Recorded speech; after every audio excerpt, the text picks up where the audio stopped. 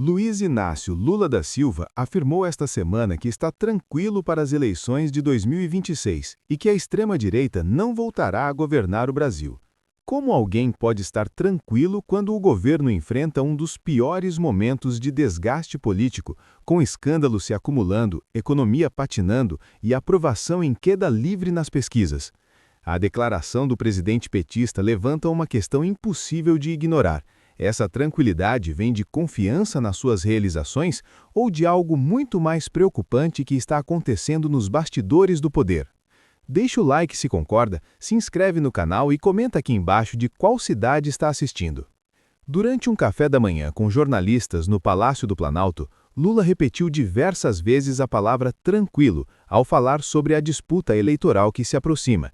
Ele garantiu que não existe nenhum tema em que não se sinta preparado para debater com qualquer adversário, citando economia, política externa, questão climática e energética como trunfos do seu governo. O presidente foi além e cravou que, se depender dele, a extrema-direita negacionista nunca mais vai comandar o país. Mas será que essa confiança toda se sustenta quando colocamos na balança o cenário real que o governo enfrenta? O rombo bilionário no Instituto Nacional do Seguro Social continua sem solução convincente. A COP30 virou motivo de piada internacional com os gastos exorbitantes e resultados questionáveis. O apoio público a ditadores da Venezuela e outros regimes autoritários mancha a imagem do Brasil no exterior. A dupla dinâmica de Lula e Alexandre de Moraes estava até agora há pouco sob investigação da Lei Magnitsky, que pune violadores de direitos humanos e autoridades corruptas. Como alguém nessa situação se declara absolutamente tranquilo para enfrentar uma eleição?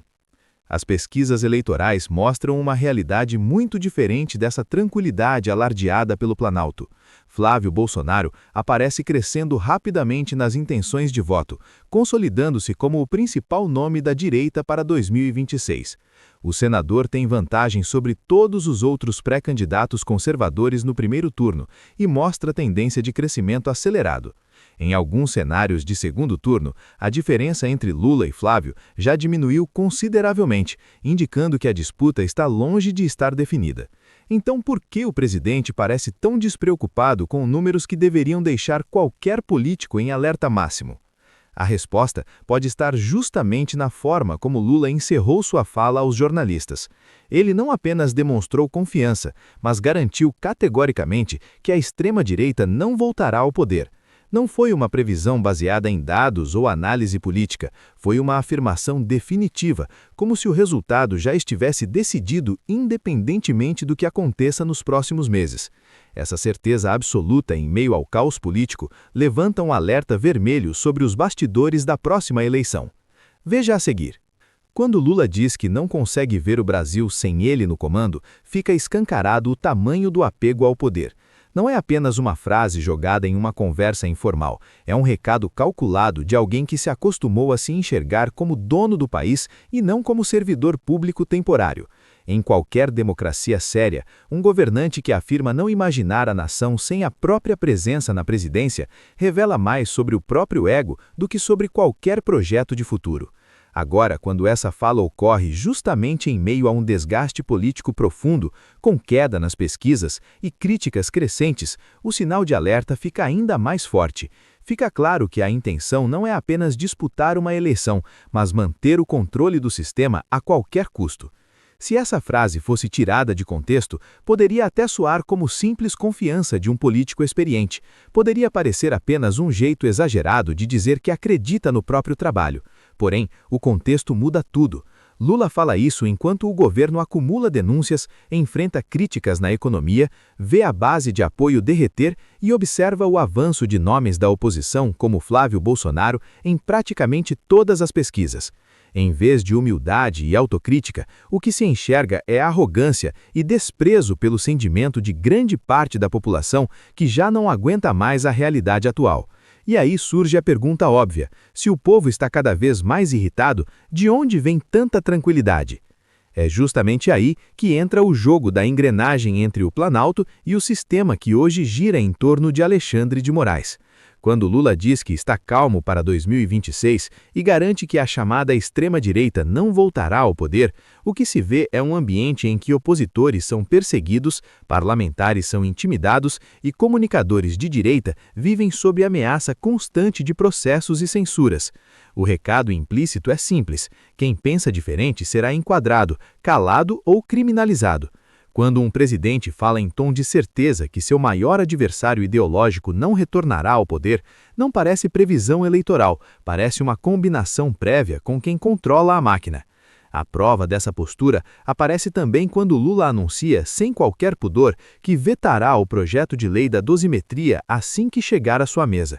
Ele não espera o debate, não discute méritos, não indica que pretende avaliar com calma. A resposta já está pronta, porque se trata de algo que interessa diretamente à oposição. O objetivo dessa proposta é limitar arbitrariedades e fixar critérios claros para punições, justamente o tipo de freio que incomoda quem se beneficia da insegurança jurídica. Quando o governo deixa claro que nem mesmo aceitará discutir isso, mostra que prefere manter o poder concentrado nas mãos de poucos. Perceba o tamanho da gravidade. Quem está no comando diz tranquilamente que não vai sair do poder e, ao mesmo tempo, sinaliza que continuará usando todos os instrumentos disponíveis para esmagar a oposição.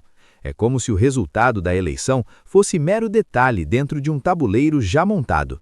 Essa tranquilidade não nasce de uma boa gestão, nasce da confiança em um sistema que tem funcionado para proteger aliados e perseguir adversários. Quando um governante se sente confortável ao ponto de dizer que não enxerga o país sem ele na presidência e que o outro lado não voltará, o alerta não é apenas político, é institucional. E existe uma figura central que ajuda a entender por que Lula se sente tão seguro, mesmo em meio ao caos político, e essa figura explica quase toda essa confiança que desafia a lógica eleitoral. Moraes é a peça que completa esse quebra-cabeça de poder que mantém Lula tão calmo enquanto o país desmorona politicamente. O presidente sabe que enquanto tiver ao lado alguém disposto a usar a caneta e a toga para atingir adversários, o jogo tende sempre a pender para o mesmo lado. A relação entre os dois se transformou em uma espécie de sociedade em que um garante o poder político e o outro garante o controle institucional. Quando Lula afirma que a chamada extrema-direita não voltará ao comando do Brasil, essa frase ecoa exatamente dentro desse arranjo, onde decisões judiciais e manobras processuais parecem caminhar sempre contra o mesmo alvo. Na prática, tudo que chega da direita até a mesa de Moraes encontra um muro. Propostas, ações, recursos, manifestações, canais de comunicação e até parlamentares são tratados como suspeitos permanentes, enquanto aliados do governo gozam de uma tolerância que não se vê do outro lado. Quando deputados conservadores conseguem vitórias expressivas no Congresso, surge rapidamente algum movimento para derrubar, suspender ou reinterpretar votações. É como se o voto de centenas de parlamentares fosse menos importante do que a caneta de uma única pessoa. Essa assimetria gera a sensação de que não existe disputa justa, apenas um campo inclinado em favor de quem está no poder. Os casos envolvendo figuras de direita ilustram bem essa dinâmica de perseguição seletiva. Quando mais de 400 deputados e vários senadores aprovam uma posição no parlamento, o recado das urnas está ali, claríssimo. Mas basta a pauta contrariar os interesses de Lula e de Moraes para começar uma ofensiva para invalidar votos, reinterpretar decisões e, na prática, jogar no lixo a vontade popular expressa no plenário. Em vez de respeitar o resultado de uma votação ampla, articulam ações e manobras para derrubar aquilo que o povo, por meio de seus representantes, decidiu de forma transparente. Como chamar isso de democracia saudável se o voto de centenas de parlamentares vale menos do que o entendimento de um pequeno grupo que se julga acima de todos? O exemplo de Carla Zambelli deixa isso evidente. Quando a deputada se tornou alvo preferencial da esquerda e símbolo de resistência para parte da direita, começaram sucessivas tentativas de cassação, processos e investigações, tudo caminhando para expulsá-la de vez da vida pública. Houve esforço direto para transformar votos populares em nada, numa cruzada para arrancar de qualquer jeito uma cadeira que foi conquistada nas urnas.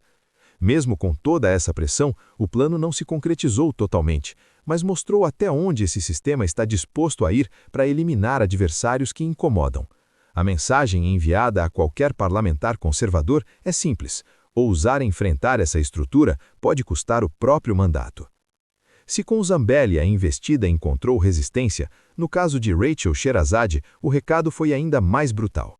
A jornalista havia ganho na Justiça do Trabalho uma ação contra o sistema brasileiro de televisão que resultaria em uma indenização de R$ 8 milhões por questões trabalhistas, assédio e censura. A decisão já estava em fase de execução, quando Alexandre de Moraes simplesmente entrou no caso, cassou a sentença anterior e julgou a ação improcedente, derrubando de uma só vez o que várias instâncias da Justiça do Trabalho haviam decidido em favor da profissional. Rachel, conhecida por suas críticas duras ao governo e por posições alinhadas à direita, viu milhões escorrerem pelos dedos, enquanto o sistema brasileiro de televisão, que hoje mantém relação bem mais cordial com o ministro, foi poupado de qualquer pagamento. Depois de analisar todas essas manobras da dupla dinâmica, você acha que Flávio tem chance de ganhar alguma coisa? Flávio só cresce nas pesquisas, e isso incomoda profundamente quem está no poder. Os números mais recentes mostram o senador encostando em Lula em cenários de segundo turno, com uma trajetória de crescimento acelerado que surpreende até analistas políticos que apostavam em sua estagnação. Enquanto outros nomes da direita sofrem para sair do lugar, Flávio vem consolidando uma base sólida e ampliando o alcance da sua mensagem para públicos que antes não eram alcançados pela direita conservadora.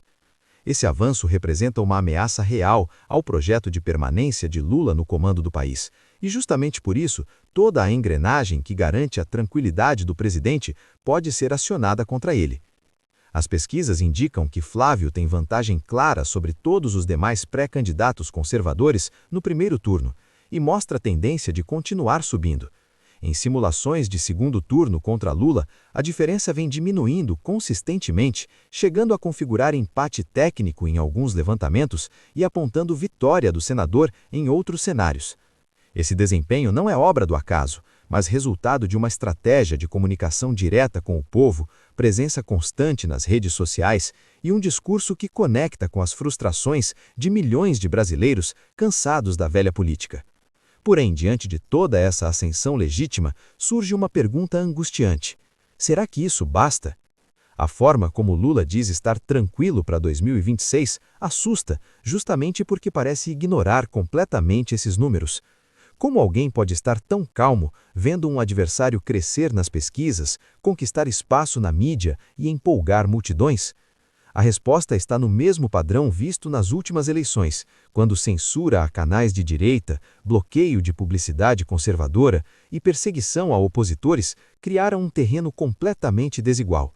O próprio assessor de Moraes confirmou nos vazamentos que veio a público toda a operação montada para sufocar vozes contrárias ao governo.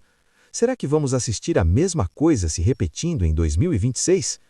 O risco que o país corre é gigantesco. Mesmo com Flávio crescendo, mobilizando apoiadores e mostrando ser competitivo, o sistema pode simplesmente impedir que a vontade popular se manifeste livremente. A tranquilidade de Lula não vem de políticas públicas bem-sucedidas, economia forte ou aprovação popular alta. Ela vem da certeza de que as estruturas institucionais controladas por aliados continuarão blindando seu grupo e atacando qualquer ameaça real de alternância de poder. Enquanto isso não mudar, qualquer crescimento da oposição corre o risco de ser sufocado antes mesmo de chegar às urnas.